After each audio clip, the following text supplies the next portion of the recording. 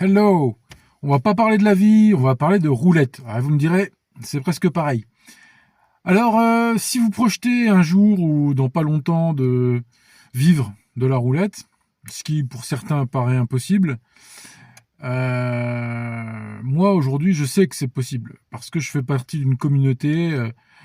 Si vous voulez plus d'infos, allez sur roulette-vendetta.com. Donc on a une communauté avec des gens très motivés. Donc c'est une communauté qui est gratuite. Et donc vous pouvez venir, vous pouvez regarder, on parle ensemble et on s'échange des informations. Mais aujourd'hui, je vais vous donner une petite astuce ou un petit point de vue, si on peut dire. Hein. C'est pas quelque chose qui va révolutionner votre vision des choses. C'est juste un peu un témoignage personnel que je viens donner. C'est que en fait, à une époque, quand je touchais un numéro assez fort, bah, je ressentais un orgasme en fait. Et ça, c'est l'ennemi juré du joueur professionnel.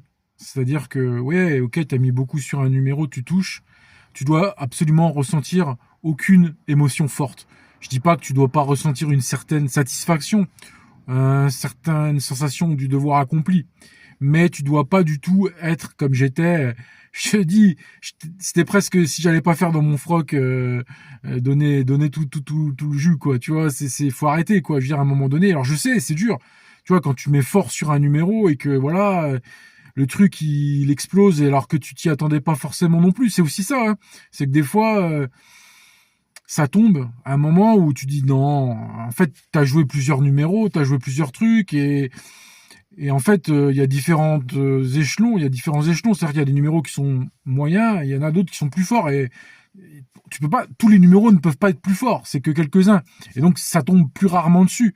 Mais quand ça tombe, bah, ça provoque un extra game, c'est-à-dire que ta partie sera forcément plus gagnante que la moyenne de tes parties. En tout cas, pour ceux qui jouent le numéro.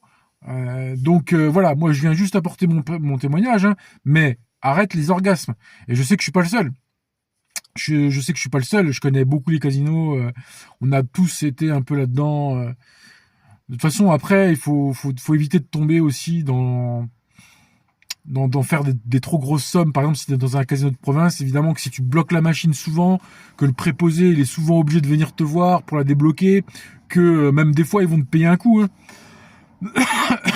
Tu sais, le casino, des fois, ils vont comment dire, ils vont mettre du feu dans l'incendie de ton orgasme, en fait. Tu vois, ils vont mettre du bois là-dedans, tu vois, pour alimenter ta joie, ton exaltation.